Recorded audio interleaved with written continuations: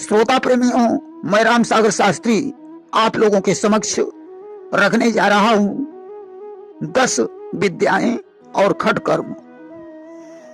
देखिए, 10 शक्तियों का जो 10 शक्तियां हैं उन्हें 10 महाविद्याओं के नाम से भी जाना जाता है।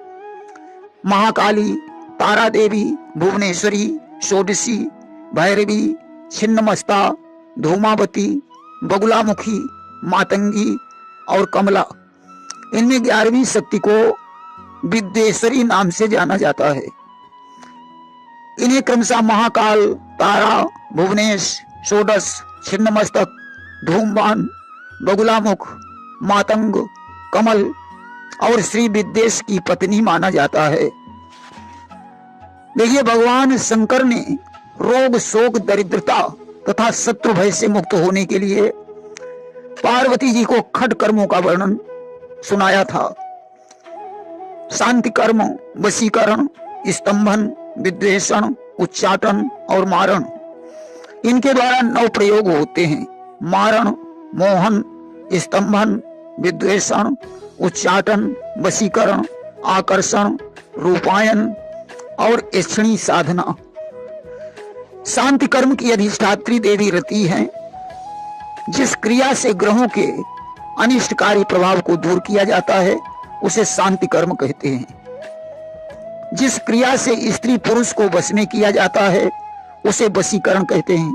इसकी अधिष्ठात्री देवी सरस्वती हैं। जिस कार्य से जीवधारियों की गति का अवरोध किया जाए उसे स्तंभन कहते हैं। इसकी अधिष्ठात्री देवी लक्ष्मी हैं।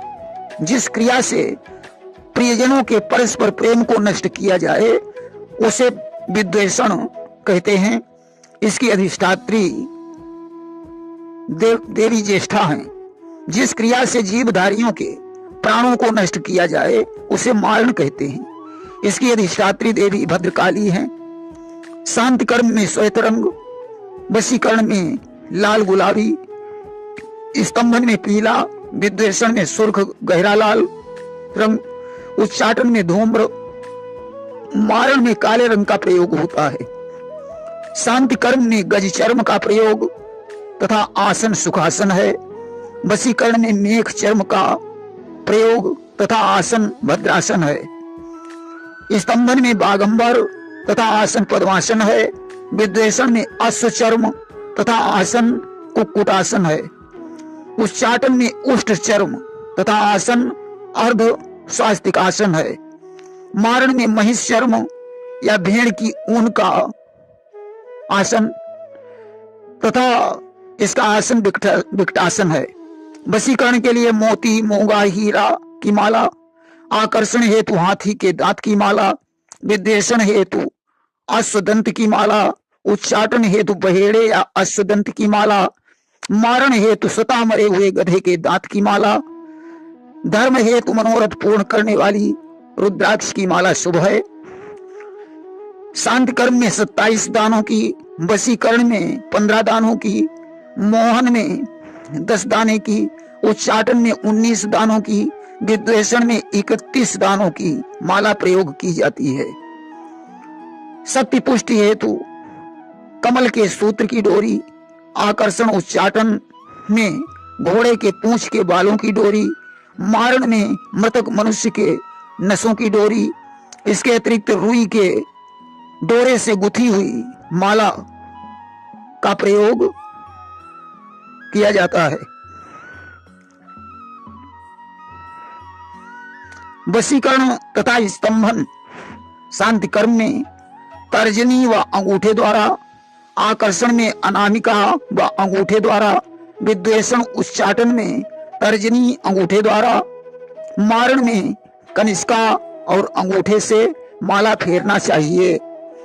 शांति कर्म में स्वर्ण, रजत, ताम्र कलश, वशीकरण में मिट्टी का, मोहन में रूपे का, मारण में लौह का या समस्त में ताम्र कलश का प्रयोग करना चाहिए।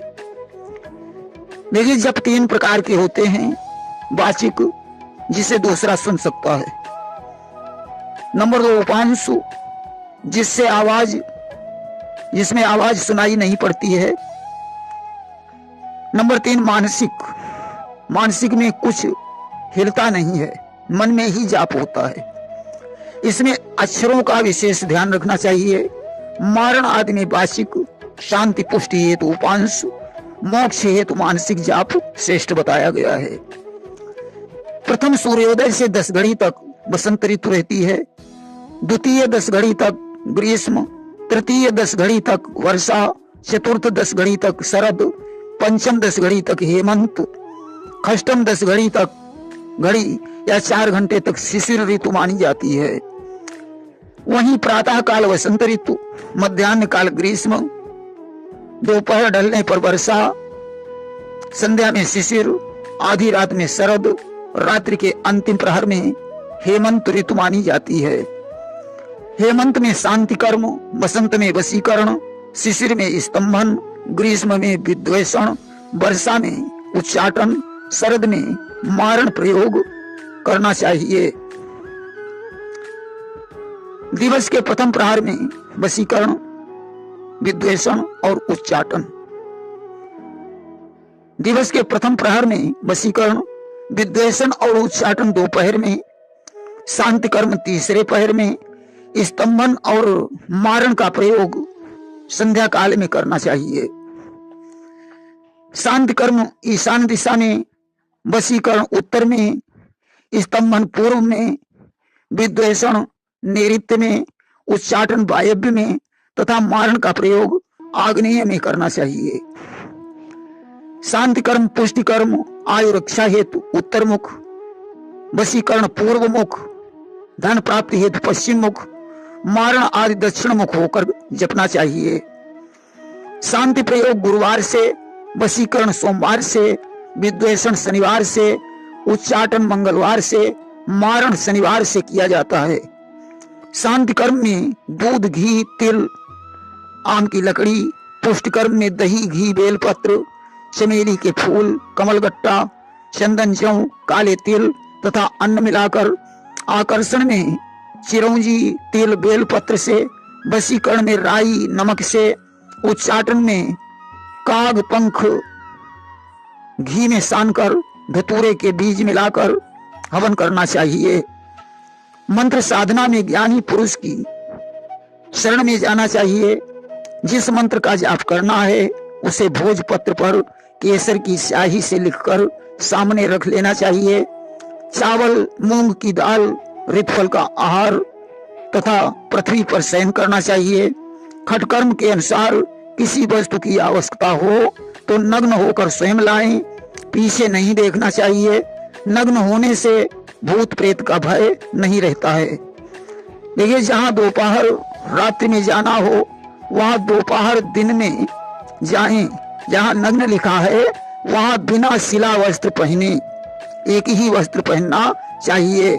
मनुष्य की खोपड़ी की जगह आधे नारियल से और चौराहे के बजाय घर में गोबर का चौका लगाकर पूर्व से पश्चिम, उत्तर से दक्षिण की ओर रेखा खींचकर कार्य करें। शमशान से भस्म लाकर घर पर जप स्थान में एकाग्र चित्त होकर साधना करें। ध्यान, न्यास, मार्जन आवश्यक है। प्रेम से बोलिए वृंदावन बिहारी लाल की जय।